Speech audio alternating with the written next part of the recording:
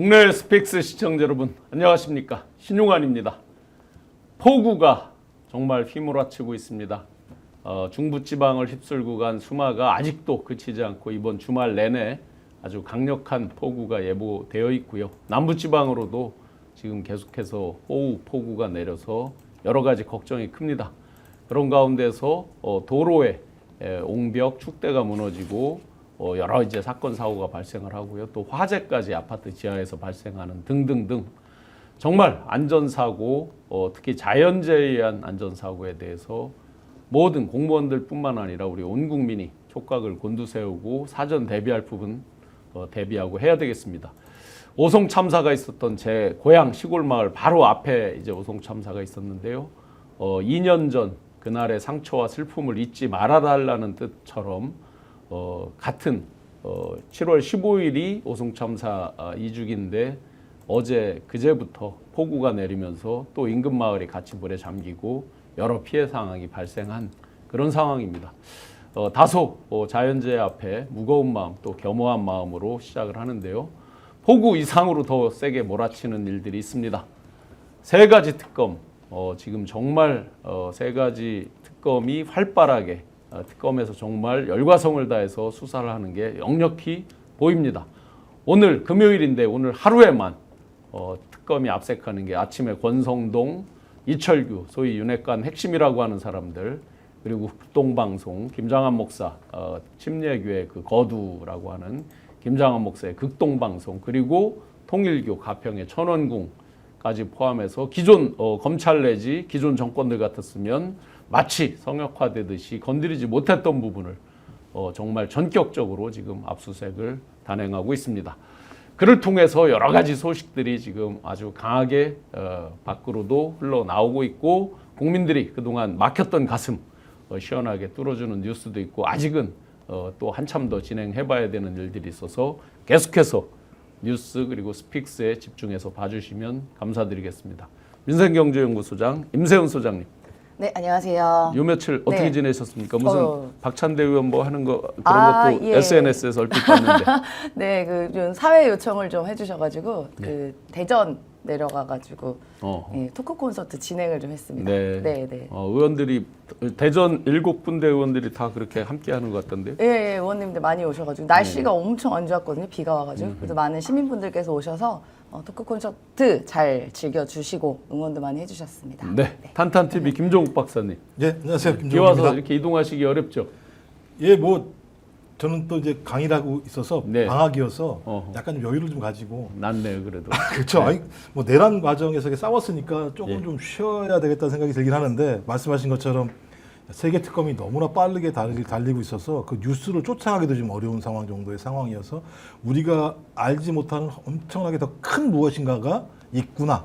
특검은 그런 부분들을 좀 발견하고 있구나 생각이 들어서 이게 어디까지 갈지 제가 볼 때는 좀 지켜봐야 될 것 같아요. 네, 아침부터 권성동 국회의원회관 앞에 압수수색을 들어가는데 이제 보좌진이 막고 서 있었습니다. 그리고 송원석 비대위원장을 포함해서 국회의장실을 방문해서 이제 항의를 하면서 과하게 힘자랑하면 부러진다. 뭐 이 황당한 소리를 하고 있습니다. 근데 왜 국회의장한테 그걸 이해가 안 돼. 이거 예를 들면 특검이라고 하는 것이 국회에서 통과가 돼서 국가의 법률에 의해서 수사를 진행하는 건데 거기에 대해서 국회의장 보고 하지 말라고 얘기하는 건 제가 볼 때는 할 수 있는 게 그밖에 없으니까. 네. 국민의힘이 할 수 있는 게 그밖에 없지 않습니까? 제가 볼 땐 야 가자 한번 특검 사무실 앞으로 누가 가겠습니까?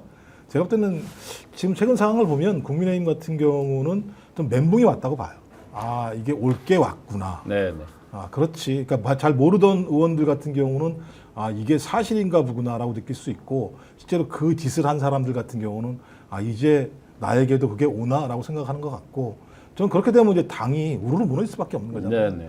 거기에 대한 걱정은 있겠습니다만 할 수 있는 것이 별로 없어서 국회의장실 가서 그냥 좀 땡깡 부리는 거 아닌가 생각이 들긴 제가 해요. 보기엔 뭐 과하게 힘자랑하다 부러진다고 한 건 이미 자기들의 그 반성문인가요?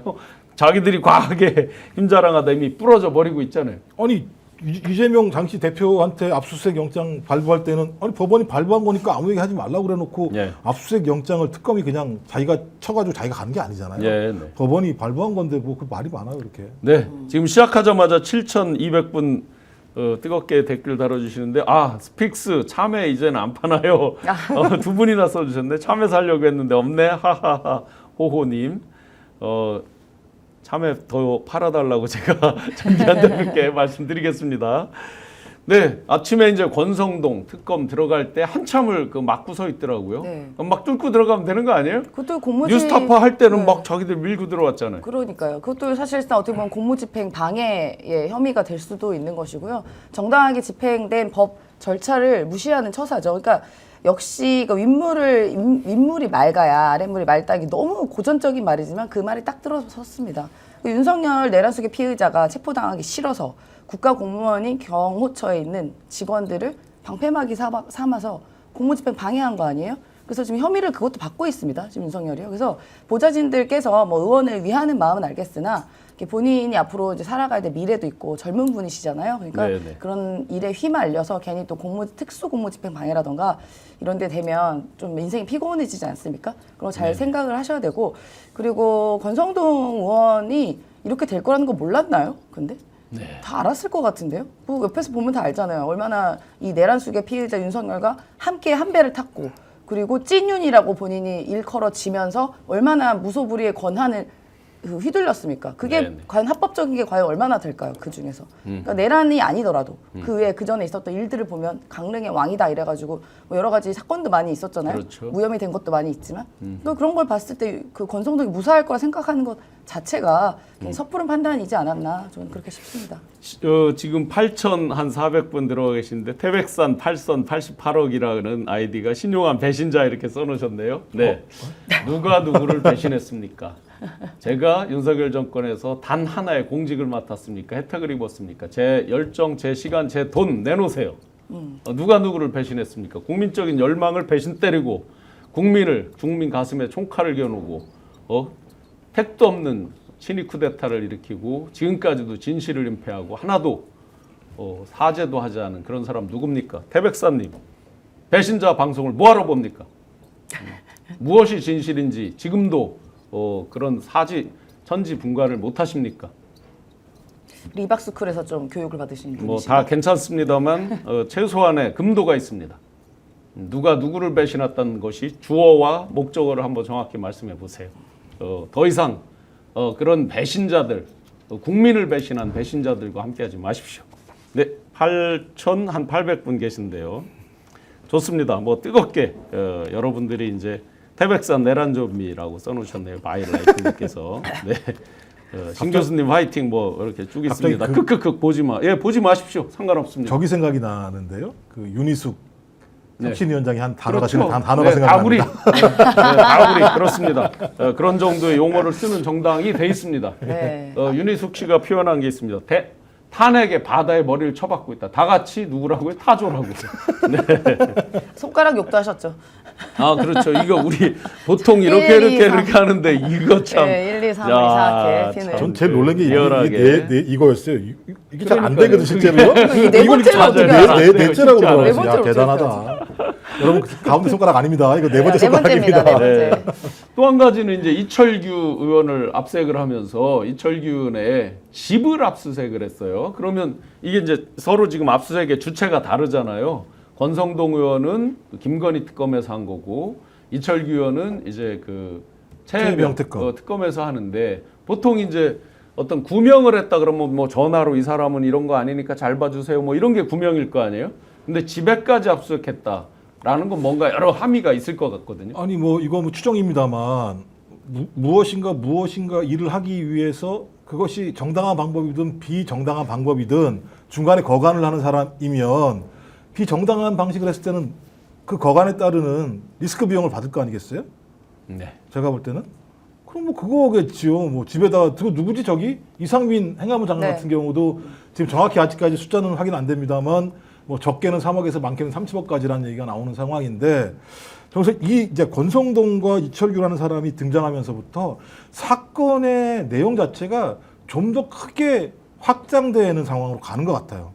그러니까 원래는 통일교와 김건희의 관계라고만 생각했던 거였는데 갑자기 권성동이라는 사람이 중간에 쑥 들어온 거 아니겠습니까? 네. 그러면 권성동이라는 사람이 통일교와 김건희, 윤석열을 연결해준 작업들을 꽤 옛날부터 해왔던 거 아니야? 그래서 지금 통일교 행사에 권성동이 윤석열을 가도록 했다 이런 내용이 나오는 거니까. 그렇죠. 그게 언제냐면요. 2022년 2월 13일입니다. 그러니까요. 그 시점이 뭐냐면 2022년만 하더라도 22년 3월 9일이 대선이었잖아요. 네. 불과 이제 2022년 3월 9일이니까 2달 한 열흘 정도 되는 거잖아요. 네.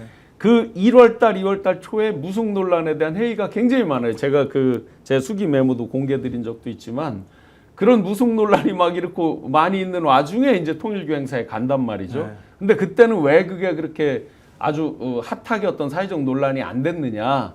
미국의 전 부통령이었던 펜스, 펜스 부통령. 예, 마이크 펜스 부통령 만나는 부분 때문에 소위 이제 보수 진영에서 어떤 국익 뭐 이런 거 이제 외교적인 측면 이런 걸로 좀 포장이 된 측면이 있거든요. 그게 아니었다 그러면 왜 대선 후보가 통일교 행사에 갔느냐 이게 이제 세게 더 논란이 됐겠죠. 예, 이제 거기다가 이제 말씀하셨던 것처럼 지금 통일교랑 관련된 게 라스베가스에서 600억 정도 도박을 했다라는 사건에 네, 대해서 그거는 이제 2008년부터 예, 그러니까요. 2011년까지 쭉 왔던 거고 그 사건- 최근에 이제 뭐 9억 얼마를 7억 얼마를 땄다 나온 건 비교적 이제 최근 일이고. 그러니까 이제 수사가 무마된 측면이 있죠. 네. 그다음에 YTN 4천억 인수 문제와 관련해서 얘기가 있었죠. 그다음에 윤모 씨란 사람이 대통령을 1시간 동안 독대했다고 얘기하고 네. 뭐 캄보디아 등 다양한 사업에 얘기를 했다고 얘기를 하죠. 네. 좀 그렇다면 이게 어떻게 가능했을까?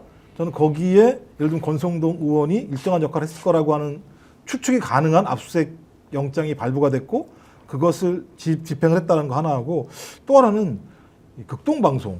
네, 네. 그러니까 우리가 원래대로라면 이종호, 삼부 체크 해. 이종호가 소위 이 최혜병 특검관에서 임성근을 구명했다는 얘기들이 많았는데 네. 아 이게 아닌가? 더 큰 라인이 존재했었나?라고 하는 고민들이 있는 거죠. 지금 이제 김종대 의원 같은 경우는 압수수색에서 와이프들 관련된 뭐 폰이라든지 이런 게 더 중요하다 이런 말씀도 그래서 하셨거든요. 임성근 자택 가서도 이제 부인 폰, 그러니까 임성근 부인이 김건희와 통화를 한 내용을 갖다 확인하려고 하는 건데 근데 하필 여기에 또 극동 방송을 압수수색을 할까? 극동 방송이라고 얘기하는 거는 종교단체이기 때문에 쉽지 않은 거거든요. 네, 실제로 네, 이거 만만치 않았죠. 네, 네, 명백한 증거가 있지 않으면 법원도 이 예를 들면 내기가 어려운 상황인데 내줬다라고 얘기하는 건 또 다른 구명 로비의 어떤 단서가 발견된 게 아닌가 생각이 네, 들기 네. 때문에 이 사건은 따지고 보면 그냥 에피소드 같은 하나하나 단건인 줄 알았는데 이게 다 나중에 연결되게 되면 소위 윤건희와 친윤과 그 외에 존재했던 기독교 단체 여러 가지 단체들이 결합되어 있는 저는 포괄적인 국정농단 조직 세력들이 3년 동안 계속 어떤 국가의 권한을 가지고 자기들의 이익들을 얻으려고 했던 사건이다. 그러니까 이건 진짜 조희대 대법관 이름처럼 희대의 사건이 되는 네, 네. 형태로 가고 있는 것 아닌가 생각이 듭니다. 김장한 목사 같은 경우 이제 뭐 침례교 세계 그 회장도 했었단 말이죠. 그리고 그 아들이 이제 미국의 극동방송의 이제 미국 법인이죠. 그쪽에 이제 아메리카 법인 문제 그때 이제 그 미국 법인 관련해서 여러 구설이 좀 있었습니다. 그리고 지금 90세가 넘었잖아요. 그런데 제가 박근혜 대통령 정부에서 이제 장관급 일할 때도 굉장히 많은 어떤 그런 소위 말해서 권좌 주변에 있는 사람들 또는 오피니언 리더 그룹들과의 어떤 활발한 그런 움직임 이런 것들이 이제 당시에도 많이 있고 했는데 이번에 이제 임성근 구명 로비에 어떤 역할을 했으니까 압수수색을 했겠죠. 사실은 기존 검찰 같으면 여러 가지 이제 언론의 여러 가지 동향을 보면서 좀 이렇게 발을 빼는 듯한 모습이 있었을 것 같은데 특검이 정말 대단한 결심을 하고 하는 것 같아요. 통일교 본산을 지금 치고 있다. 천원궁 가평에 있는. 네. 네. 실제로 그 종교 단체 약간 성역 같은 곳이라서 말 그대로 사실 그분을 압수수색하고 하는 일은 진짜 어려운 일인데 영장이 나왔다는 것은 어쨌든 검찰의 청구가 정당하다는 것을 법원이 증빙해 준 거 아니겠습니까? 그러니까 아무래도 그런 연관관계와 증언 혹은 증거들을 이미 다 제출을 하고 영장 발부가 필요하다는 걸 소명했기 때문에 법으로 이제 나왔다고 저는 생각을 하고요. 이철규 의원 같은 경우에도 지금 그 해병대 그 사건 관련해서 그 관계인과 통화 내역을 확보했다고 네. 나오고 있거든요. 그래서 그 통화 내역이 어떤 내용인지 모르겠지만 아마도 그 현역 의원의 집과 사무실을 압수수색하는 일도 쉬운 일은 아닙니다. 네. 아무리 야당이든 뭐 여야 할 것 없이요. 그래서 이 부분도 분명히 증거와 증언들이 명확히 나왔고 지금은 통화 내역으로 나왔지만 이 통화 내역이 아마도 이번 로비와 관련된 어떤 물증이나 뭐 통화 녹취나 이런 게 나왔기 때문에 압수수색이 가능한 거잖아요. 그래서 아마도 탈곡기 털듯이 아마 지금 특검에서 탈탈탈탈 털고 있는 네. 그런 그 과정이라고 봅니다. 그리고 이철규 의원 같은 경우는 기억하시겠지만 그 자제분과 그 며느님이 또 마약과 예. 연루가 또 되어 있지 않겠습니까? 뭐 맘같아서는 우리 국민께서도 맘같아서는 하는 김에 그 자제분들 지금도 약을 어떻게 하고 있는지 그 부분도 조사해라 예. 라는 의견도 있습니다. 네네. 그 부분도 분명 필요하다고 봐요. 그렇죠. 네. 이철규 의원이 공개적으로 보도자료를 내면서 저를 고소를 했죠. 네. 아, 그럼요. 지금 어떻게 돼갈까요? 맞고 사십시오. 뭐 불려가신 적이 있습니까? 그 사건 때문에? 조사 받았죠. 조사 받으셨어요? 직접 그 이철규 의원 명의로 고소를 했으니까. 그런데 뭐 결과는 한번 두고 보시자고요. 과연 누가 진실을 이야기하고 있는지. 그건 뭐 너무나 심플한 상태라서. 지금 이제 그 해병대 최해병 특검에서 좀 전에 브리핑에서 보면 아마 압수수색이나 기타 조사를 통해서 어느 정도 이제 답이 나온 모양입니다. 윤석열까지의 연결점에 대한 어느 정도의 그게 파악이 됐다. 이런 브리핑이 좀 전에 있었습니다. 그러니까 예를 들면 2023년도에 이철규가 소위 전화 통화 내역과 메시지 이걸 갖다가 좀 확보했다고 얘기를 하는 거니까 일단 기본적으로 저는 임성근 부인과 김건희와의 관계, 또 하나는 이 극동방송에 있는 모 목사와의 관계, 이 두 관계의 고리, 그리고 또 2022년도 말씀하셨던 것처럼 김건희가 2022년이군요. 2월 달에 그 조계사하고 김장한 이사장만 만난 부분이 추후에 또 공개가 된 내용들이 있어요. 그러면 이 얘기는 김건희 씨가 윤석열이 대통령 되기 이전부터 김장한 목사를 알고 있었고 상당히 신뢰했었고 또 무슨 성경 공부도 했다는 얘기도 나오는 상황이기 성경 때문에 달달 외운다는 얘기가 이런 게 있었기 아마. 때문에 극동방송에 있는 김장한 목사 이사장과는 옛날부터 관계를 가져왔다. 그리고 그쪽에 있었던 어떤 목사가 여기에 연루돼 있다라는 의혹이 있다. 그렇다면 이 연결고리가 하나의 라인으로 갔을까? 근데 정황이 왜 그러냐면 실제로 이제 전화 통화 내역을 이렇게 보면요. 그 임성근 사단장이 이제 이첩하는 거에 대해서 중단하는 논의가 막 나올 때 휴가를 내죠, 갑자기. 네네. 휴가를 내고 여러 통화가 있는 중에 대표적으로 이제 그 군종 목사, 백땡땡 네네네. 목사랑 5분 넘게 통화를 합니다. 네네. 그리고 바로 그 통화 직후에 임성근 사단장과의 통화 직후에 백땡땡 목사가 김장한 목사랑 이제 통화한 게 아마 이제 특검에서 다 그게 나오고 있는 상황 같습니다. 예, 그럼 이제 그런 상황들을 다 알고 있다라고 하는 측면들이 있는 거고 또 하나는 최근 정황이 나오는 게 뭐냐면 윤석열이 맨 처음에 경로하지 않았다고 얘기했었잖아요. 경로한 적이 없다고. 근데 지금 경로했다는 말이 다 바뀌었잖아요. 근데 지금 나오는 게 뭐냐면 맨 마지막에 임 비서관이 보고를 하니까 그 얘기를 듣고 경로했다라고 얘기하는데 지금 또 나오는 내용은 뭐냐면 이미 이 사건을 다 알고 있었다. 그래서 이 얘기가 나오자마자 경로했다.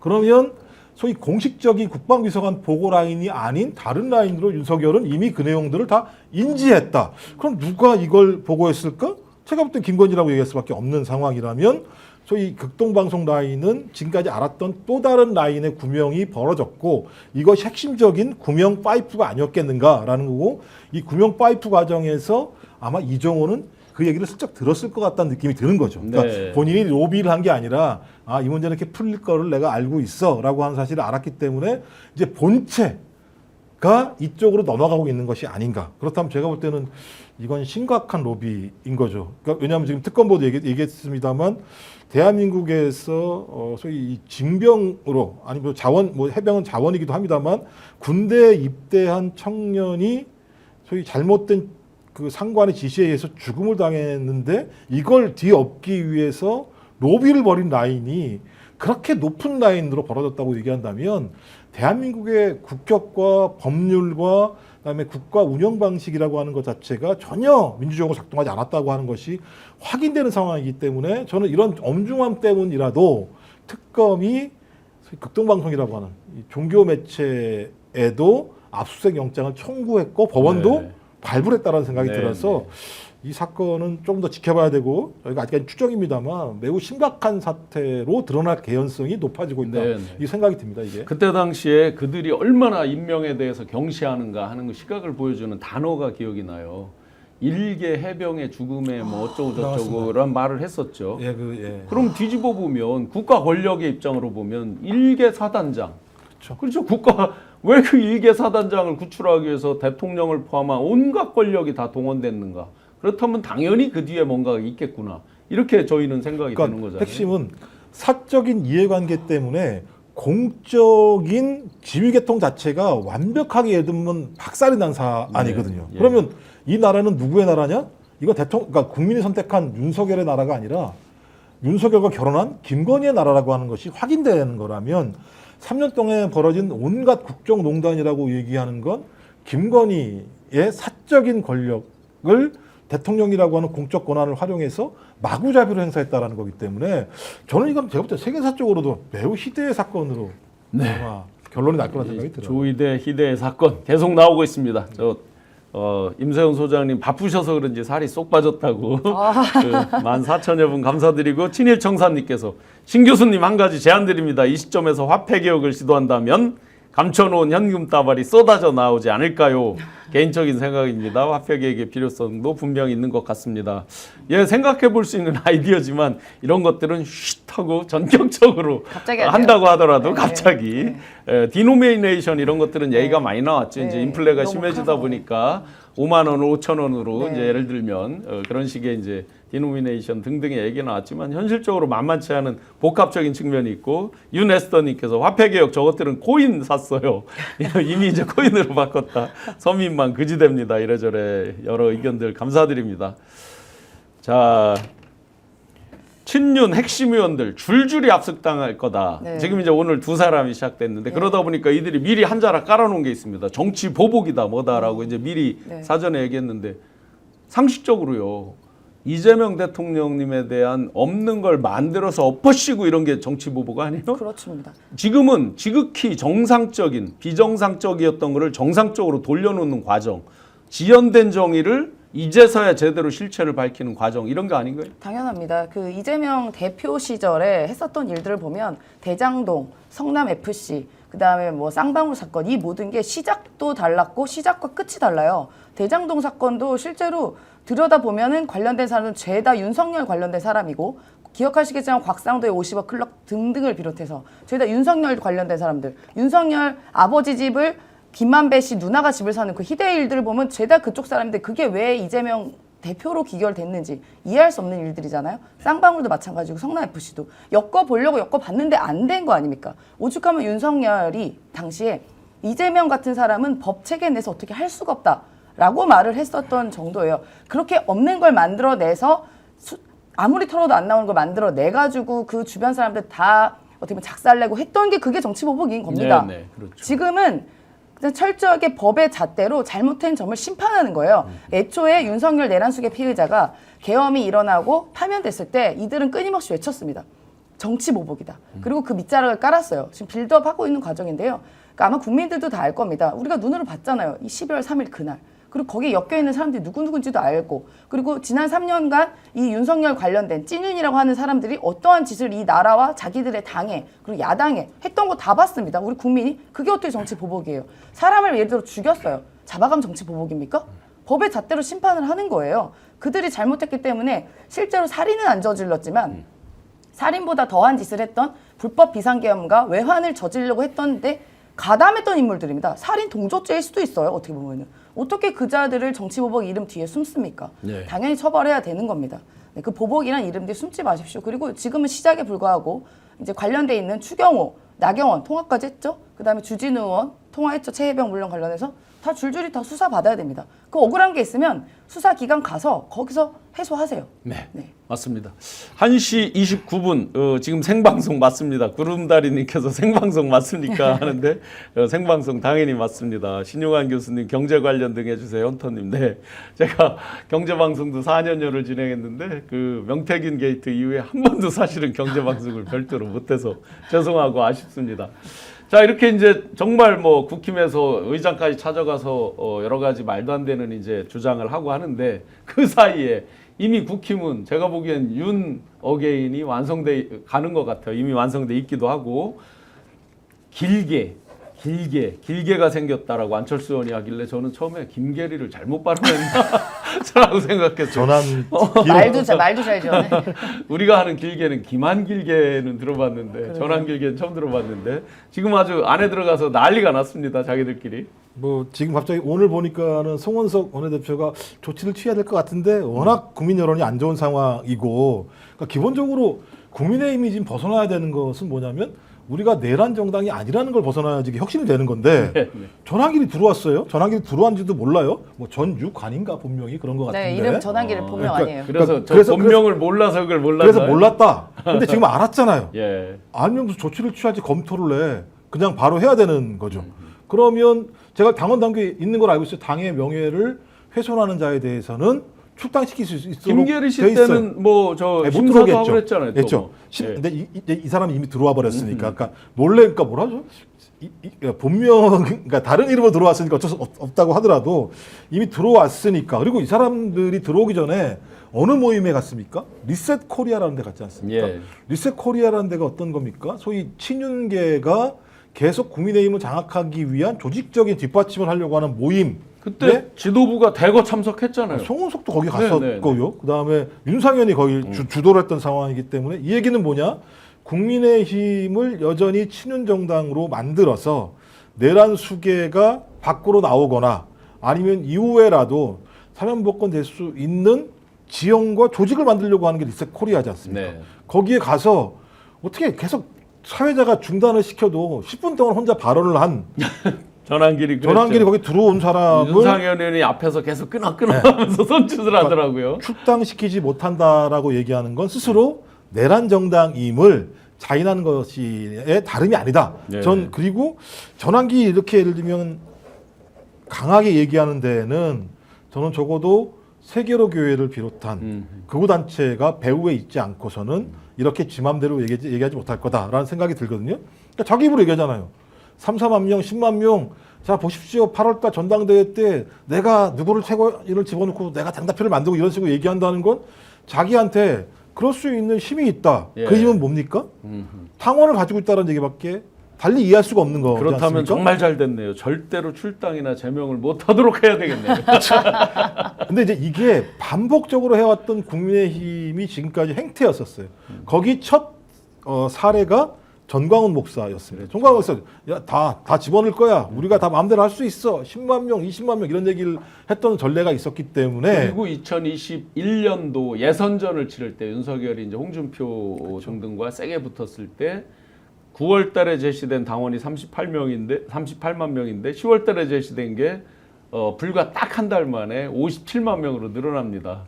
그러면서 이제 특정 종교단체가 들어왔다고 하면서 결과가 이제 당원에서 윤이 이기고 일반에서 10.6 정도로 홍준표 후보가 이겼는데 그렇죠. 결국은 책임당원에서 윤이 이기는 거의 10몇 프로, 17%인가? 그렇죠. 그걸 이제 경험을 해봤잖아요. 네네네. 그러니까 지금도 그 연속선상에 있는 정당이에요. 별 수 없이. 그러니까 예를 들면 이제 전환길 같은 사람을 예를 들면 출당을 못 시키는 정당이면 그냥 내란 정당이에요. 아까 그 임세수 소장님 말씀하셨던 것처럼 일단 추경호, 나경원 통화뿐만 아니라 내란 특검 계속 앞으로 수사하겠습니다만 갑자기 정당 추천으로 했던 헌법재판관 임명하지 말라고 국민의힘이 주장하고 한덕수는 임명 안 하잖아요. 예. 최상목도 마찬가지였잖아요. 어쩔 수 없이 2명을 임명을 하겠었습니다만 그 이후에 국민의힘이 주장했잖아요. 자, 헌법재판관 임명해 당신. 그랬더니 한덕수가 2명을 임명하잖아요. 그 다음에 갑자기 한덕수가 야, 나 권한대행 안 할래? 대선 출마할래? 하고 난 다음에 후보 교체가 벌어지잖아요. 저 그렇다면 이건 국민의힘과 권한대행 간의 충분한 협의가 있지 않고서는 이런 일이 벌어질 수 없다. 그렇다면 12월 4일 내란난이 중요한 게 아니라 12월 3일 이후에 벌어진 내란의 진행 과정에서 국민의힘 지도부는 권한대행과 어떤 일을 했을 것인가, 그리고 그 일을 니들이 자발적으로 했을 것인가, 아니면 윤건희 세력과 얘기해서 했을 것인가 라고 하는 부분들이 다 드러나게 된다면 네. 저는 이미 국민의힘은 내란 정당이고 해산을 해야 돼, 해산을 꼭 해야 될 그런 정당으로 가고 있는 상황이잖아요. 근데 그 와중에도 전환기를 출당 못 시킨다? 그럼 네. 이제 결론적으로 송원석 그 원내대표는 자, 우리를 해산해 주세요. 네. 라고 외치는 거죠. 그럼 우리는 뭘 하면 되죠? 해산하면 되죠. 네. 당연한 거죠. 그 길게를 그냥 공식적으로 인정하는 거겠네, 그죠? 그렇죠. 내란 정당 정도가 아니라 그들이 개념 규정한 게 있어요. 내란 다구리당이라고. 내란 다구리당. 저희가 한 말 아니에요. 근데 거기가 있죠. 예, 예. 사실 그런 말을 잘 안 쓰지 않나요? 그런 저는 처음에 말은요? 이게 예. 혹시 일본에서 온 말인가 하고 나는 또 무슨 국어사전을 찾아봤어요. 너구리를 잘못 썼나? 뭐 너구리 라면을 좋아하는 사람들인가 했더니 네. 그런 말 보통 이제 잘 안 쓰는 말을 어쨌든 너무 수준이 떨어지고 네. 이렇게 일단은 이 국민의힘이 이 전환길, 전광훈류라고 하는 길거리 적폐 세력들의 이렇게 끊지 못하는 이유를 저는 이해가 안 됩니다. 예를 들어 반대로 민주당에서 예를 들어 뭐 극좌, 여긴 극우니까 극좌라고 막 하고 뭐 미국이랑 교류도 해서 안 되고 막 이런 사람도 있다고 쳐봐요. 들어온다 한들 그게 목소리가 여기서 표출이 됩니까? 영향을 받아요? 여기서? 아무 영향을 못 미칩니다. 민주당 같은 당에서는요. 그만큼 정화작용이 되고 당에 있는 당원들이 다 걸러냅니다. 그러니까 예. 와서 백날 소리친다 한들 뭔 소리야? 야, 뭐 너 꺼져. 이렇게 되면 끝나요. 근데 지금 전환길, 전광훈 계속 휘말리고 휘둘리고 있지 않습니까? 그러니까 오죽하면 지금 지도부에서도 특정인의 입당 신청을 막을 방법이 없다. 이래가지고 사실상 용인을 했어요. 그런데 이게 말이 안 되는 게 당시에 김계리 씨, 김계리 변호사가 개버지. 윤버지. 윤버지. 네, 윤버지를 외치는 그 계몽의 딸 예. 김계리 씨가 국민의 입당 신청한 다음에 승인을 기다리고 있었습니다. 그 당시에 여론이 약화가 된다고 이걸 보류로 뒤집은 사례가 있어요. 그럼 김계리는 안 되고 왜 전환길은 되죠? 이것도 웃긴 거 아니겠습니까? 그렇죠. 김계리 씨 입장에서는 억울한 거예요. 예. 야, 전환길은 뭔데? 쟤는 뭔데 되고 나는 안 돼. 이럴 수도 있는 거 아닙니까? 그러니까 이 이유인 즉슨 뭐냐 하면 이들은 충분히 이용 가치가 있다고 생각하는 거예요. 전환길이든 전광훈든. 그리고 실제로 이용도 했고 자기들이 불리하고 뭔가 여론이 필요하고 길거리에서 그런 극우 뭐 집단들이 필요할 때는 이 사람들 충분히 이용을 하다가 뭐 90도로 인사까지 하지 않습니까? 네, 유상현 같은 사람은요. 이용하다가 또 막 버리기도 아까운 거예요. 언젠가 또 쓸 때가 있거든요. 그러니까 지금 이용을 하는 거라고 보여지지가 않습니까? 그러니까 네. 이 당은 이 수준 이 정도밖에 안 되는 거예요. 그런 사람조차 못 거는 게 그게 당입니까? 그렇죠. 이 당은 이 수준밖에 안 되는 이 수준을 리얼하게 보여주고 있는 정점에 있는 내란 우두머리. 선풍기 에어컨을 놔주네 안 놔주네 약을 주네 안 주네 계단 올라갈 힘도 없다 하루 몇 시간을 대부분 누워 있다 하더니 드디어 아싸 에어컨을 쏠 절호의 찬스가 왔나 봐요. 법정에 그냥 1시간 5분이나 일찍 가서 덥긴 더웠나 빛의 보네. 속도로 또 일찍 갔어요. 아니 제가 알기로는 그 구치소에는 계단이 없다는데 자기 망상인가? 아니, 계단이 있긴 있대요. 그러니까 계단으로 안 다닐 거 아니에요. 안 자기가 다니겠죠. 계단으로 왜 다녀? 제가 볼 때는 더워서 나갔겠죠. 그리고 밖에 바람을 쐬고 싶었겠죠. 우리 네. 군대에 갔다 오신 분들 알잖아요. 밖에 나와서 사제 바람만 맞아도 너무 기분이 좋다라고 얘기했던 시절이 있는 건데 저는 이미 본인은 지금 여러 가지 잔꾀를 쓰고 있는 것 같아요. 네. 예를 들면 야 나 너무 힘들어 아파 죽겠어라고 얘기하면서 지지층들한테 호소하는 측면도 있겠습니다만 특검을 교란시키려고 하는 것 같다. 예를 들면 이제 10일밖에 구속을 못 시키는 건데 저번에도 마찬가지입니다. 10일 거의 다 와가지고 예를 들면 갑자기 다시 적부심 신청을 하게 해서 체포영 적부심 신청을 하게 해서 막 교란을 시키게 되고 교란을 하는 과정에서 소위 이 검찰 같은 경우 막 헤매다가 때를 놓쳐가지고 저번에 직위원회에 의해서 밖으로 나오게 된 과정들이 있는 거 아니겠습니까? 그러니까 지금도 마찬가지지만 그런 잔수를 쓰는지 모르겠습니다만 제가 볼 때 조은석 특검이 그런 거에 넘어갈 특검은 전혀 아니라는 생각이 들고요.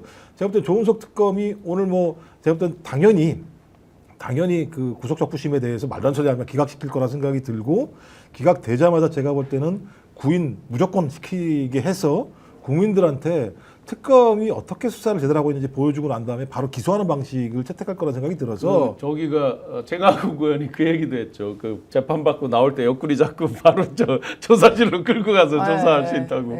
아니 그러니까 바로 그렇게 호소차. 해야 되는 거죠 실제적으로는. 근데 이제 말씀하셨던 것처럼 그렇게 하는 과정에서 불미스러운 일이 발생하게 되면 과거 서부지법처럼 예를 들면 그 특정한 지지단들이 그걸 가지고 난동을 부릴까 걱정된다 이런 측면이 있긴 합니다만 네. 그렇다고 하더라도 법의 엄정성들이 확보되지 않으면, 그러니까 내란 이후에 대한민국의 공권력과 법의 어떤 기율이라고 하는 것 자체가 다 무너져 버린 거거든요.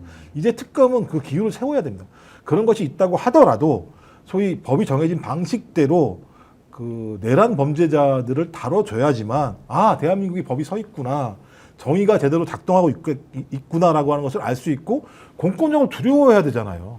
공권력을 두려워하지 않지 않습니까? 총이 아니면 칼이라도 써. 중화기로 무장해. 이런 식의 얘기를 하면서 경찰 병력과 공수처의 검사들이 접근하는 걸 막았던 자들이 지금 자기들의 어떤 수사를 갖다가 스스로 안 받기 위해서 하는 행태에 대해서는 아니야, 절대 그런 일은 없어라고 하는 법의 엄정성, 공권적인 엄정성을 보여줄 필요가 있을 것 같고, 공권력의 최후의 그 보루였던 검찰총장과 대통령을 한 사람이 예, 그런 사람이 자기 그 정말 비루해 보이지 않으세요? 이거 투더리스 모프도 아니고 뭐 투덜투덜하면서 그냥 아니 비루한 정도가 아니라 법 위에 서 있다고 생각하는 거죠. 그러니까 제가 반헌법주의자고 제가 계속 반국가 세력이라고 얘기하는 거예요. 자기가 얘기했던 반국가 세력은 국민들 속에 있는 게 아니라 자기 스스로가 반국가 세력이었다. 그러면 반국가 세력은 어떻게 해야 됩니까? 잡아 가둬가지고 엄중하게 처벌하는 것이 우리의 헌법적 법률적 가치이기 때문에 저는 오늘이 마지막 발악이지 않을까. 아, 또 저기가 있구나 하나가. 보석 신청이 있긴 하겠습니다만. 그것까지도 하여튼 보석 신청이 있긴 하겠습니다만 뭐 너 할 거 다 해보세요. 근데 제가 볼 때 이제는 그것을 우리가 봐주지 않을 거다. 국민들 가슴에는 대못을 박았고 가슴에 총뿌리를 들이댔고 자기와 함께 동조했거나 뭐 방조했거나 하여튼 따랐거나 하는 그 집단들은 거의 다 주요한 인물들은 구속돼 있는데 네. 본인은 지금 나오고자 하고 발버둥을 치는 뭐 해볼 수 있는 걸 다 쓰고 있는 거죠. 예. 정말 비루할 정도, 비루할 뿐만 아니라 야 이런 사람들을 믿고 지금도 지지한다라고 네. 하고 뭐 누가 누구의 배신자라고 하는 이런 덜 정말 떨어진 거죠. 정말 덜 어이가 없을 뿐입니다. 아니, 그럼- 거기에 네. 아니 그러면 윤석열은 감옥 생활이 뭐 굉장히 편안하고 행복할 줄 알았나요? 왜 감옥이라고 불립니까? 그렇죠. 누구 말대로 저 김병기 원내대표가 했나요? 거기 놀러 갔냐고. 그러니까요. 네. 무슨 뭐 바캉스 가고 호캉스 가고 무슨 캠핑 갔어요? 글램핑 갔나요? 그거 아니잖아요. 그러니까 사람들이 그 감옥이라는 게 두렵기 때문에 죄를 안 짓고 법을 지키면서 사는 겁니다. 우리 대다수의 시민들이 불편해도 당연히 법을 지키고 사는 거예요. 아무리 바빠도 신호 지키고. 그게 다 법이 엄중하고 법치주의 국가에서 당연히 해야 되는 우리 시민의 의무인 거거든요. 왜 본인만 안 하려고 합니까? 그게 수감생활 불편하고 싫을 것 같으면 애초에 죄를 짓지 말아야죠. 다 그렇게 살아요. 그리고 기억해 하시겠지만 본인이 검찰총장 시절에 그 당시 정경심 교수 같은 경우에는 뇌종양이 있다고 좀 나와야 돼서 치료받는다고 했을 때도 수감 생활이 어려울 정도 아니라고 했던 게 그 당시에 검찰이었습니다. 네. 지금 뭐 계단 뭐 오르는 거 힘겹다고요? 이것도 거짓말인 게요. 윤석열이 제가 몇 층에 있는지 모르겠습니다. 네. 그런데 1층, 2층, 3층 이렇게까지 있어 서울구치소가. 뭐 제가 접견을 많이 다녀가지고. 네, 네. 그러면 접견실은 1층에 있어요. 어허. 내려올 일밖에 없거든요. 1층이면 그냥 걸어갈 일밖에 없어요. 네. 올라갈 일은 없습니다. 접견실. 그냥 내려오면 되는 건데 뭐가 올라가기 힘든다는 얘기를 합니까? 변호사가요. 아마 소맥 한 잔만 주면 막 힘이 펄펄 나서 막 할 거려. 맥주 한 잔 줄 테니까 내려가면 벌떡 일어나서 갈 것 같은데요. 네. 그러니까 이렇게 계단 오르는 것도 힘든다는 것은 이건 좋은 현상입니다. 보통은 매일매일 술 먹는 사람들은 이른바 이제 명현 현상이라고 해서 금단 증상 중에 몸이 힘이 없고 머리가 멍할 때가 있습니다. 그건 이제 알코올 중독자들의 치료 과정 중에 하나가 있어요. 그런 과정 중에 하나니까 몸이 건강해지고 있다고 긍정적으로 생각하면 좋을 것 같습니다. 예, 그래서 뭐 그 변호사 접견 그리고 안 했겠습니까? 변호사 접견 몇 번씩은 했을 거 아니에요. 예. 그때는 괜찮고 수사받고 조사받을 때 힘들어요, 그게? 아니 그럼 그렇게 힘든데 모스탄한테 저기는 그 어떻게 접견을 왜 하려고 썼대요? 그랬어요? 아니 그럼 뭐- 힘들면 그렇게 힘들면 누워서라도 받으세요. 그 봐줄 테니까. 네. 야, 모스탄은 뭐예요, 도대체 모스탄? 모스탄이가 단현명 씨입니다. 단현명 씨.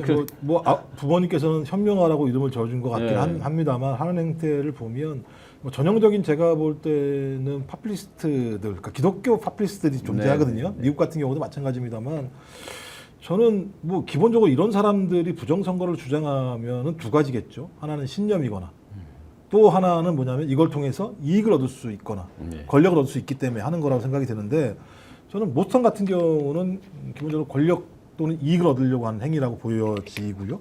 그런 행위들과 관련해서 이번이 처음이 아니잖아요. 그전에도 한국에 와서 소위 그런 집회에 가서 발언을 한 내용들이 있었기 때문에 그 과정에서 왔다 갔다 할 때 자기 돈 내고 하겠습니까? 거기에서 초청하는 사람들이 그 전체적인 부대 비용들을 다 대겠죠. 그리고 부대 비용만 될까요? 제가 지금 알 수는 없겠습니다만 사람 와서 강연하게 하고 예를 들면 연단 올라가게 하면 그냥 오세요라고 하겠습니까? 오늘도 명동에서 집회를 한다라고 하잖아요. 예, 예, 그렇죠. 네, 뭐 좀 내일 그렇- 출국한다 하고. 전 그렇다면은 이 국내에 있는 구구 성향의 종교단체 또는 조직단체들이 어떤 네트워크가 존재하지 않겠어요?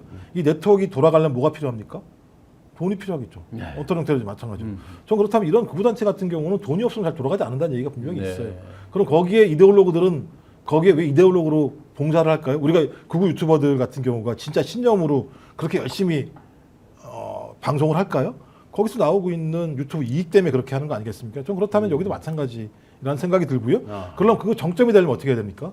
모스탄이 누구를 만나면 정점이 될까요? 감옥에 있는 네. 윤석열을 만난다면 그것이 정점이 될 수 있는 상황이 되겠죠.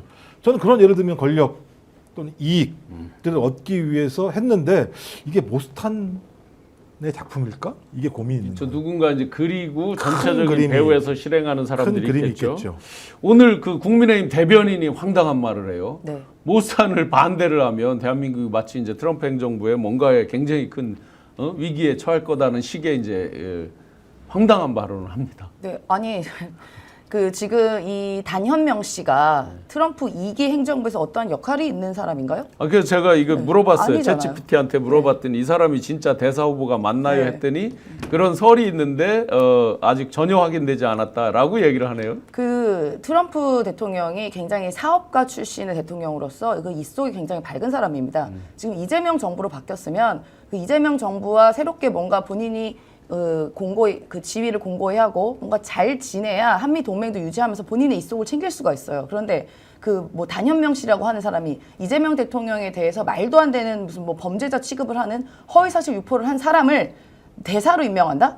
아니요. 저는 트럼프 대통령이 아무리 극우적인 행동을 하더라도 본인의 안위와 한미 동맹과의 관계 때문에 절대로 그렇게 하지 못합니다. 그리고 두 번째로는 이 사람이 예를 들어서 뭐 주한 뭐 대사의 후보가 된다고 하면 그렇게 취급해요 우리나라에서? 아니 뭐 그렇죠. 봉고차에 싣고 가잖아요 그냥. 네, 네. 그럼 무슨 적어도 대사관에 누구라도 나와서 모시고 예우를 하고 뭔가 경호라도 해야 되는 거 아닙니까? 그렇게 대단한 분이 오셨는데 아니 무슨 교회 봉고차 싣고 가잖아요. 예. 그런 사람을 그렇게 취급하냐고요. 아니 말도 저 안 되는 지금 거죠. 대변인이 한 말에 그 끝이 지금 가장 황당한데요. 한미 관계가 파탄 날 뿐만 아니라 주한미군이 바로 철수한다. 네. 저 사람 한 명에 대해서 지금 황당한 가짜 뉴스를 수도 없이 얘기한. 물론 이제 미국은 허위 사실에 의한 명예훼손 이게 이제 형사 네. 처벌 대상이 아니잖아요. 민사상에 이제 준 그렇죠. 벌금으로 이제 서로 그 손해배상으로 크게 물리고 있는 나라지만 만약에 저 정도라 그러면 저분이 원래 이제 대사라는 직함 왜 대사 부르냐면 명예대사잖아요. 그렇죠. 이제 네. 국제 형사 사법 대사 이런 이제 네. 명칭의 일종의 자문위원 비슷한 건데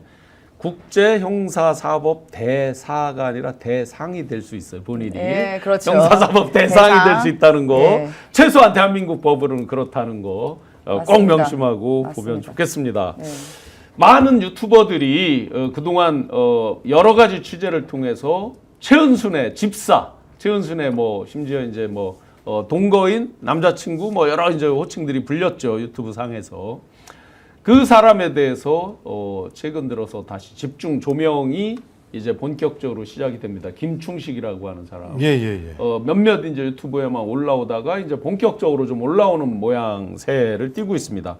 양평고속도로 관여 의혹까지도 이제 나오고 있고 최근에 몇몇 이제 유튜브에 방송된 거 보면 거기에 수첩 버리고 간 거 이런 것들이 이제 쭉 나오고 거기에 보면 대통령실 그리고 대통령의 전화번호 제가 갖고 있던 번호랑 똑같더라고요. 아, 그렇습니까? 그리고 사무실 번호 이런 네. 것들이 이제 이렇게 오픈이 되더라고요.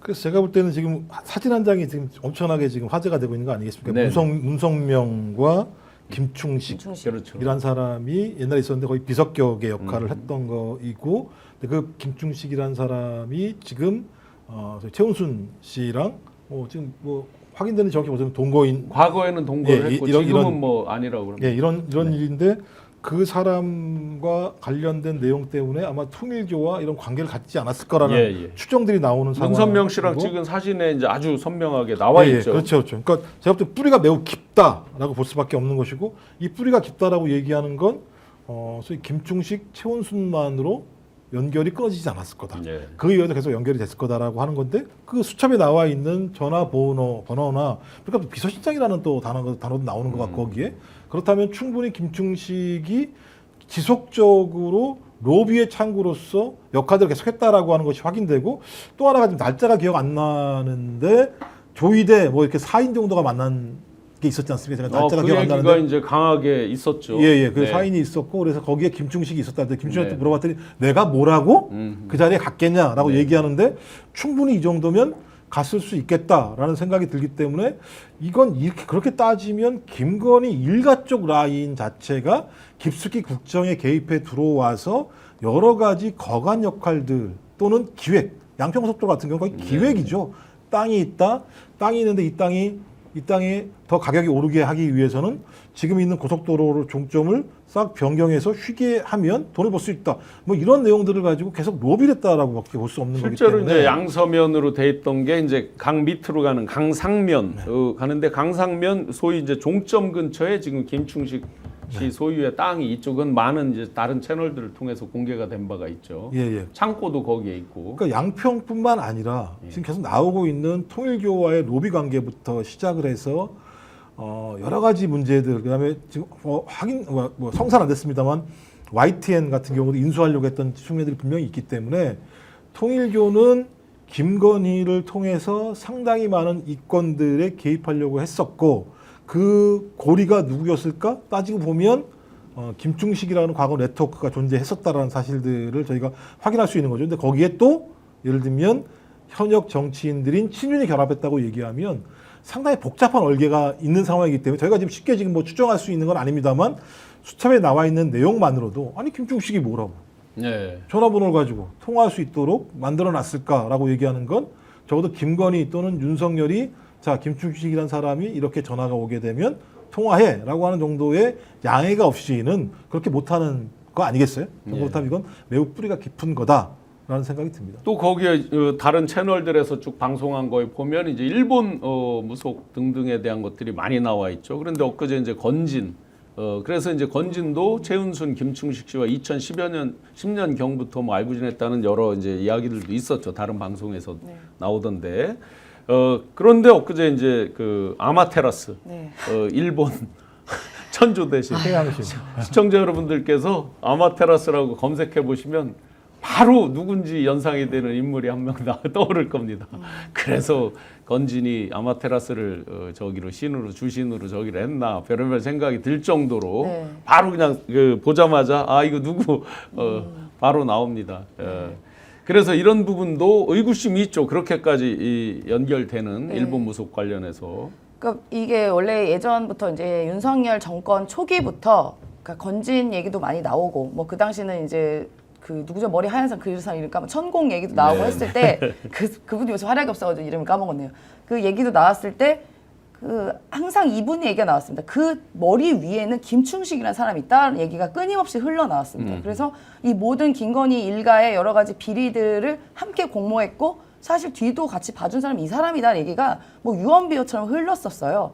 뭐 사실 그 당시에는 김충식이 누군지도 사실 잘 몰랐었죠. 근데 알고 보니까 사실 이 김충식 씨와 그 최은순 이 둘의 관계는 같은 주소지에 전입신고도 같이 했고요. 그렇죠. 예, 2003년에 이제 남양주의 단독주택에 주민등록 이전을 마치고 함께 거주를 했고 또 이후에 송파동에 있는 뭐 아파트에도 같이 나란히 전입 신고를 했다. 그래서 이 둘은 내연남의 관계다. 이런 얘기가 그 당시도 흘러나왔었습니다. 그러니까 이 모든 머리에는 거의 김충식이 있다는 것이었고 그 양평 고속도로 여기 창고도 보니까 제가 여기 한번 가봤었거든요. 네. 그러니까 창고까지. 예. 근데 이 창고가 맞는지 모르겠어요. 생긴 게 똑같아가지고 예, 그 당시에 김건희 씨 땅 찾는다고 해서 선산에 한번 갔던 적이 있는데 그때 그럼 이 핑크색 그것도 봤어요? 핑크색은 못 봤고 요 그 색깔이었거든요. 고연사라는 거기는 못 봤어요. 거기는 못 봤고 네네. 요 그 선산 찾는다고 이렇게 올라갔을 때 이게 올라가니까 개조심이라고 딱 붙어 있어요. 개조심. 근데 개가 없습니다. 아하. 못 들어오게 하려고 네, 한 거예요. 일부러 그쵸? 그렇게 예, 했겠죠. 올라가면 나중에 흑염소 나오고 무슨 흑염소 4마리 무슨 공작새 같은 것도 있고 뭐 닭도 있고 막 하여튼 그 되게 희한했는데 아하. 거기에 요 창고가 있었는데 그 창고가 맞는지 모르겠는데 제가 굉장히 똑같거든요. 그 올라가면 선산 나오는데 아마 거기 같은데 모든 관계된 것에는 김충식 씨가 다 연결되어 있는 거예요. 지금 보니까요. 그러니까 양평고속도로도 어떻게 보면은 김건희 씨 작품이 아니라 타고 올라가면 또 김충식 씨와 합작품이 아닌가라는 생각도 예. 듭니다. 그러면 이제 그 윤석열 뭐 한동훈 당시에 만들어낸 개념 있잖아요. 경제 공동체. 네. 그 경제 공동체가 지금 사람이 점점 늘어나는데 늘어나죠. 그 최은순, 김건희 원래 패밀리 가족들 외에도 김충식 지금 그런 관계라 그러면 분명히 네. 그건 경제 공동체. 공동체죠. 예. 그러면 이제 큰 집사 김충식. 그럼 최근 작은 들어서 집사. 이제 더 그 집사 게이트라고 불리는 작은 집사겠네. 여기는 큰 집사, 작은 김예성 집사. 말씀하시는. 김예성 씨 지금 뭐 삼국으로 도망갔다, 뭐 태국으로 일단 갔다. 그래서 제가 스픽스에서 수요일인가 뭐 그래서 아마 도망갈 가능성이 높다라고 얘기했었는데 필리핀이든 어디든 근데 지금 도망갔다라는 얘기가 있으면 진작에 도망갔을 거예요. 왜냐하면 네. 여권이 베트남이 무비자가 그렇죠. 45일이니까 4월 4일 날 탄핵되고 바로 그 직후에 도망갔으니까 그러면 한 5월 하순경에는 또 다른 나라로 갔겠죠. 그러니까 제가 볼 때 김혜성이 실질적으로 돈의 흐름을 아는 사람일 거다. 그러니까 예, 저는 이제 김건희 특검에서는 그러니까 내란 특검은 내란의 행위 또는 뭐 예를 들면 외환죄 이런 걸 아는 겁니다만 김건희 특검은 돈이 어떻게 흘러서 어디로 들어갔는가를 알려고 하는 지금 작업인 것 같고 거기 핵심적인 고리가 김혜성인데 46억 네. 그뭐 비메이커부터 시작을 해가지고 뭐 영어여가지고 아이 뭔가 모빌리티. IMS의 모빌리티 여기로 와서 그때 46억과 46억과 그다음에 92억 외주 영역비라고 하는 부분들이 어디로 사라져 버렸는데 이 사라진 비용이 어디로 갔을까? 이걸 알 수 있는 유일한 사람은 김혜성 씨랑 김혜성 씨 부인이 알 거라는 정모 사실인데. 씨. 예, 예. 네. 왜냐하면 그 부인 명의의 별도 만든 법인으로 어쨌든 그건 46억이 취득이 됐거든요. 예, 예. 나중에. 그래서 이걸 확인하는 문제가 남아 있기 때문에 저는 김혜성 씨를 잡게 되면 소위 김건희 씨에게 돈이 어떻게 흘러 들어갔는지를 확인할 수 있는 네. 가장 명백한 내용이다. 그런데 지금 이 사건과 관련해서 문제는 지금 이기훈 같은 사람은 도망갔잖아요. 삼부 이기훈은 부회장. 아시다시피 이제 주가 조작하는 네. 세력들 사이에서는 유명한 사람입니다. 네. 뭐 이기훈 씨 있고 그 밑에 이제 뭐 또 같이 그런 것들을 했던 유명한 선수들이 있어요. 예, 예. 그 중에 이제 대표적인 선수입니다. 이제 이 사람 도주했고 그다음에 조성옥 삼부 전 회장은 영장이 됐죠. 기각이 돼 버렸고 네, 아마 그거는 이제 근본적인 죄가 없다는 뜻이 아니라 인과관계, 자기가 끌어들이고 그렇죠. 자기가 이걸 알고 투자해서 수익을 얻었다는 그 인과관계에 대한 입증이 아직은 좀 덜 된 부분이 있지 않은가. 그렇다고 합니다만 왜 갑자기 모든 건 서울지법 영장판사한테 맡기려고 하는 것인가라는 부분과 관련해서 여전히 아직도 사법 네트워크 내에는 이들을 보호하려고 하는 사람들이 존재하는 것 네. 아닌가라고 저희들이 추정하는 측면들이 분명히 있는 거죠. 의구심은 강하게 네, 들었던 그리고 거죠. 김혜성 같은 경우도 마찬가지입니다만 4월 달에 도주한 거잖아요. 네, 4월 달에. 그럼 파면 직후일 수밖에 없는 상황인 건데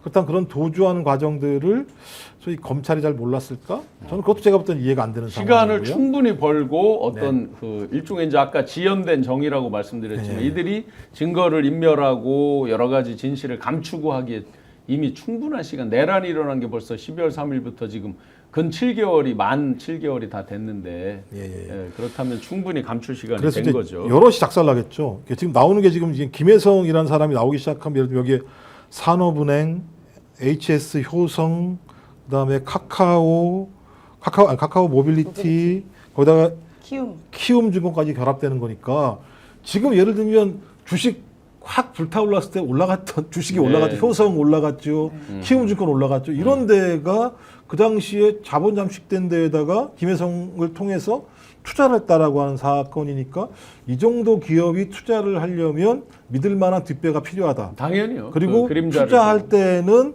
투자할 이유가 있을 거다.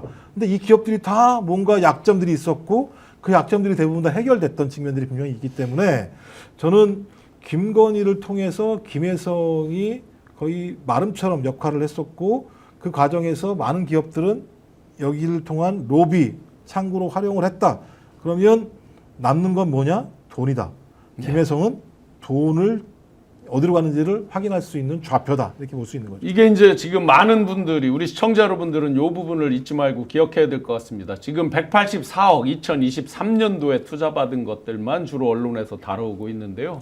이 회사가 생긴 게 2013년경입니다. 약 11년 차 된 기업이고 그 중간에 받은 돈을 합쳐보면 약 600억 원 정도의 투자를 받은 겁니다. 이 184억을 포함해서 보면 증권금융이 2023년에 50억을 투자한 걸로 나오죠. 그런데 그 이전에 훨씬 이전에 이미 87억, 95억 정도 그리고 180억 정도의 사모사채죠. 회사가 개별적으로 발행하는 그 회사채를 매입하는 형태로 해서 이미 그런데 그때 시점을 보면 뭐 중수부장, 저 중앙지검장, 검찰총장 이런 이제 단계별로 있는 그런 일종의 권력형 비리일 가능성이 아주 높아 보입니다. 그래서 184억이 아니다, 600억이다라는 것들을 꼭 우리가 기억하고 봐야 될 거예요. 그렇게 투자받고도 자본 잠식 당하는 300억 넘게 이제 적자가 누적되면서 자본 잠식이 300억 넘게 있었던 회사고 주당 5,000원짜리가 지금 71만 원 정도에 거래가 된 거니까 몇 배입니까 배수로? 계산이 안 되죠. 네. 일반 사람들은. 그렇죠? 10배, 한 6배 되는 것 같아요. 아니죠. 10배가 아니죠. 5,000원이니까 5,000원. 10배면 5만 원. 5만 원을 생각했어요. 100배면 50만 야. 원이니까 150배 150배 가까이 되는 거죠. 되겠네요. 네. 아니 일단은 김혜성 씨가 원래는 귀국해서 조사를 받겠다 뭐 이런 얘기가 흘러나왔잖아요. 이거는 도망치기 위한 시간 벌기였다는 게 택도 지금 없는 거짓말입니다. 택도 없는 네. 거짓말이 보여지고 지금 뭐 어디 필리핀 어디 섬에 가면 뭐 찾기도 어렵다고 그러더라고요. 그래서 어디로 갔는지는 좀 봐야 될 것 같은데 일단은 인터폴에서 뭐 적색 수배가 내려졌다고는 합니다. 그래서 한번 지켜볼 예정인데요. 근데 다만 걱정되는 것은 이겁니다. 과연 도주를 한 게 맞을까? 혹은 행방불명은 아닐까? 여기 지금 안 그래도 우리 시청자 여러분들께서 두려워할 수 있죠. 그런 지금 의구심을 제기하고 있거든요. 예. 그래서 그런 점에서도 어떻게 보면은 이분의 신상이 좀 걱정되는 면도 있습니다. 네. 어떻게 보면은 4월에 도주를 한 것이 자발적인 도주인지 아니면 도주 사주를 받았는지 그것에 대해서 좀 살펴봐야 될 것이고요. 지금 관련해서 지금 전부 다 도주에 대한 속보가 나오고 있거든요. 예. 그러면 이 도주를 하게 한 행위자가 과연 누구일까를 살펴보면 코바나 컨텐츠에서 생활하고 계신 분 아닐까라는 의심이 들지 않습니까? 이분은 도주할 우려가 없을까? 빨리 잡아들여야 되는 거 아니겠습니까? 근데 그때 보도에도 그게 나왔었어요. 그러니까 4월 달에 자기 지인한테 데렸다는 거 아니에요? 내가 국내에는 있을 수 없을 것 같다. 여긴 두 가지겠죠. 내가 죄를 많이 져서 여기 있으면 잡힐 거야 라거나 네. 아니면 누구의 압력에 의해서 내가 여기 있어서는 안 될 것 같다라는 두 가지가 다 성립이 되기 때문에 이 두 가지는 뭐냐? 김혜성이 잡히면 본인도 작살나지만 이 김혜성의 뒤에 있는 사람 작살날 수밖에 없는 거다. 그러면 김혜성이라는 사람은 어떻게 되면 되는 거죠? 사라져버리는 게 가장 좋을 수 있는 방법이 그런데 되는 이제 거죠. 그 아직 뭐 확인은 뭐 이거 우리가 좀 알 수 있는 건 아닙니다. 신한에도 근무를 했고 신안에도 근무를 했단 말이에요. 그래서 자금에 대한 이제 그 세탁 방법 이런 것도 잘 아는 사람일 거기 때문에 결국은 처리할 일들이 있을 거예요. 이 네, 사람이 직접 나서서 처리해야 될 일들이 있을 겁니다. 아마 그 돈의 흐름, 그 돈의 움직였던 루트를 이제 쫓아가면 아마 이 사람의 행방은 나올 거라고 보고 자녀들은 이제 보내놓은 거고 그게 베트남에 보냈는지 알 수 없습니다. 그렇죠. 베트남에 본인이 갔던 거고 그 부인도 지금 몰래 출국을 시도하다가 지금 잠적을 한 거란 말이에요. 그 출국 금지 걸려 있고 이런 걸 알면서 잠적한 거잖아요. 그렇다고 보면 이들이 협조할 일은 1도 없다. 그리고 이들이 노리는 건 딱 하나일 것이다. 특검 기간이 정해져 있잖아요. 네. 이 기간만 버티면 그 뒤에는 약간은 뭐 관심도 멀어지고 흐지부지 될 수도 있고 막 이런 거를 뻔히 이제 권력의 그 정점에서 그 속성을 봐왔던 사람들이기 때문에 요 기간만 버티자. 1도 203부 뭐 얘기하잖아요. 그래서 일단 첫 번째 튀는 거, 그 부분을 지금 한참 하고 있는 거 아닌가 하는 생각이 듭니다. 자, 시청자 여러분들이 보시듯이 대한민국을 떡주물르듯이 그 권력을 사유화했던 사람들이 조금만 자기들한테 힘든 상황이 오면 엄살을 떨고 또 심지어 도망가고 하는 이런 현실들을 똑똑히 우리가 바라보고 있습니다.